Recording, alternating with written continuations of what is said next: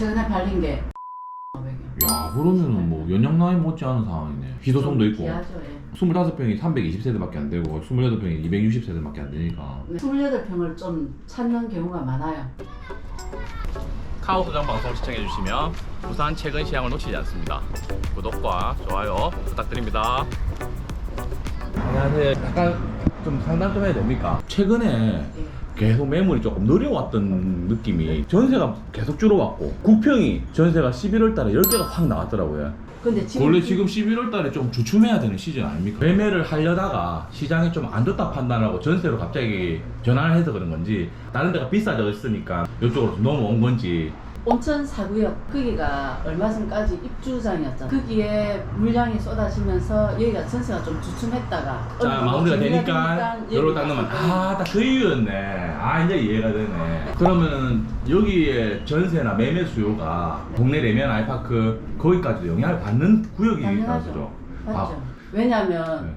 동네에 살던 사람이 김해 출근하려면 불편하니까 화명동으로 왔었는데 예. 지금은 산성터널을 뚫리면서 별로 불편할 게 없잖아요. 특히 가이드 같은 경우에 더 많이 반등을 해야 되는데 9평 같은 경우에는 지금 다지는 구간만 이루어지고 있더라고요. 최근에 매물이 좀 줄면서, 하고 또 역세권이고 또 북구에서는 지금 대장 단지지 않습니까? 분위기 좀 어땠습니까? 싼 게 팔리고 싼 게 먼저 나갔고. 네, 6억 전후로 해서 좀 많이 팔렸고 그렇죠. 그죠. 제주도 막혔잖아요.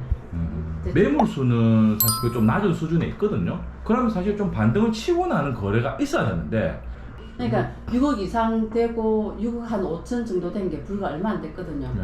그럼 여기에서 치고 올라가려면 다른 메리트가 있어야 되는데 가려니까 또 넘어갈 곳이 생기고 다른 지역으로 가버리죠. 점프할 때가 또 생겨버리니까. 그렇죠. 그래서 지금 단기적으로는 지금 조금 반등을 했는데, 또 이거보다 더 넘어가려고 하니 또 결국은 원도심 부산에 있는 상급지가 한 번 더 가줘야 북구도 그렇죠. 갈 수 있는. 결국은 지금은 집을 사면은 적어도 5천에서 7천 정도 들어가 안에 수리를 해야 돼요. 네네네. 그 금액까지 플러스해가 생각을 하잖아요. 구축 실거래를 볼 때는 매수하시는 분들은 그 인테리어 값까지 포함되어 있으니까 7억이 찍혔으면은 한 7억 5천, 6천 정도 보는 게 맞다 시세를. 근데 그게 넘어가 버리면은 8억대 동네 레미안 아이파크가 있어 버리니까 그렇죠. 그것도 넘어가 버리고. 그러면 지금 온천 4구역이 매매도 지금 또 반등 거래가 좀 더 많이 나왔거든요. 9억까지 나왔거든요. 입주장이 끝나버리니까 전세가 사회적으로 수렴돼가지고. 저 온천장 쪽은 어떻게 보면 부산 전체 수요자가 몰릴 수 있고요. 북구 쪽은 외부에서 오는 수요가 조금 차단돼 있다고 봐요. 그러니까 지금까지는 함영 신도시가 그런 인구 유입이 계속됐다가 더 이상 지을 땅이 없다 보니까 또 신축 함영 해리센터를 마지막으로 해가지고 더 이상 확장성이 없고, 금곡동에 하나 재개발되는 구역 하나 있더라고요.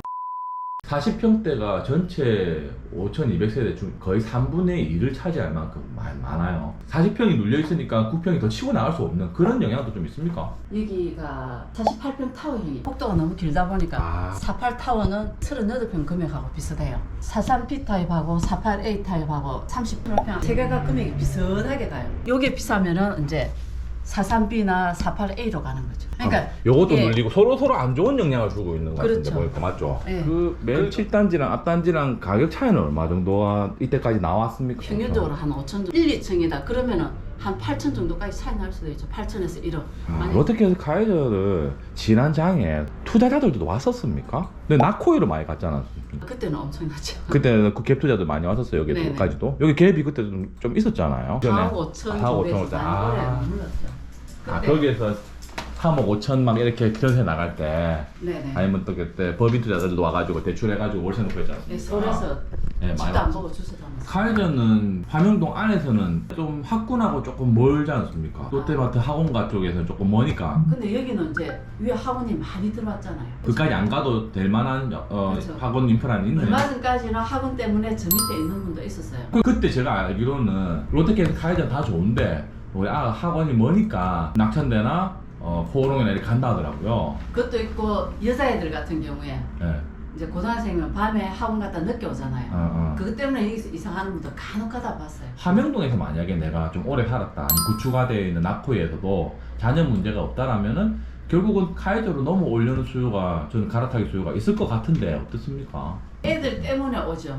여기가 우리 애가 가고 싶어 한다 그래가 오지. 애들 문제가 아니면은 카이저 올 이유가 없죠. 아 여기 가면 아이들 사이에서도 근데 카이저 살면은 좀 괜찮게 산다 인식들이 그렇게 되니까. 조금 돈이 되면 카이저로 오는데 기존 롯데마트 근처에 있는 단지들에서 전국적으로 넘어오는 건 영향은 아니지 않나. 그리고 저 덕천 포레나가 이제 신축이 좀 입주하면서 사실 여기보다는 상업적으로는 뭐 그렇죠. 살기 좋기는 저쪽이 조금 더 좋을 수 있잖아요. 서부산의 대장이 덕천 포레나한테도 뺏기고 명지 더샵한테도 뺏겨다 보니까 이제 그게 실제로 현상이 그렇게 일어나고 있는 건지 아니면 지금 매물 나와 있는 것들도 그거 팔리면 소장님 나는 절로 갈 거예요 그런 정보들이 현장 소장님 잘 아시니까. 포레나는 오히려 카이저하고 별로 대서가 안 돼요.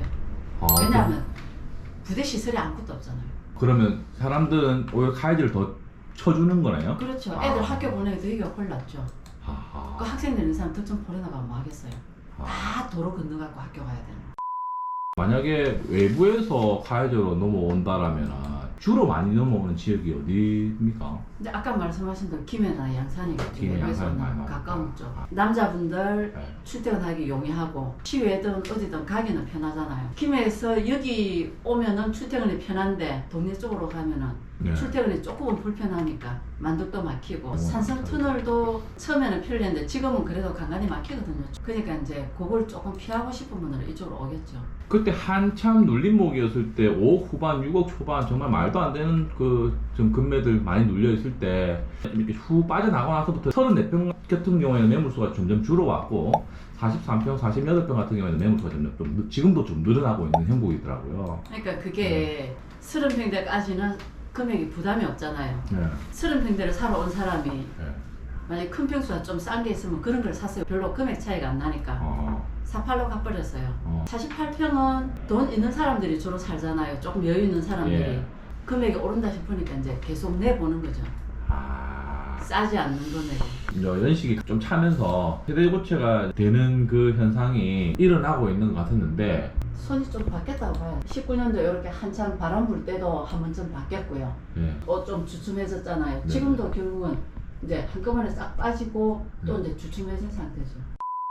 소장님 여기 입주자 대표회의 선거할 시즌이었던 것 같아요. 차 타고 지나가는데 저 여기 국회의원 선거하는 줄 알았거든요. 남바 1번, 2번 해가지고 여기 앞에서 인사하고 네. 아니 나 진짜 국회의원 선거하는 줄 알았어. 맞죠? 정말 매머드급이다 보니까 그죠? 대연동뿐이 아니고 뭐 에코델타 시티도 좀 있으면 입주 계속 할 거고요 이제. 예, 예. 안 그래도 그게 주요를 뺏길 만한 그런 크다고 보거든요. 계속 분양 신청했다가 안 된 사람들이 에코델타 시티도 넣더라고요. 아. 그리고 세입자들 네. 거기 해놨어요 이러는 분들 있어요. 네. 아니, 옛날에는 녹산 쪽에서 이쪽에 집을 많이 구하러 왔거든요. 네. 근데 이제 죽산 옆에 바로 생길 수도 아니, 있고. 이제 명지 쪽에서 다 구하는 거예요. 그쪽에서 별로 안 넘어와요. 그때 명지가 없을 때는 녹산에서 그 화명동 같은 단지가 없으니까 여기까지 출퇴근했고 그럼. 생겨버리니까 안 가는 이유가 없거든요. 맞아요. 그래서 이제 또 뺏겨왔고 또 산성터널 챙기면서 또 뺏기고 동네에 또 신축 생기면 또 뺏기고 하지만 매물 추이로서는 줄어왔고 이제 다시 한번 또 재도약을 기대해 볼 수 있는 그런 단지라고 마무리하고 싶네요.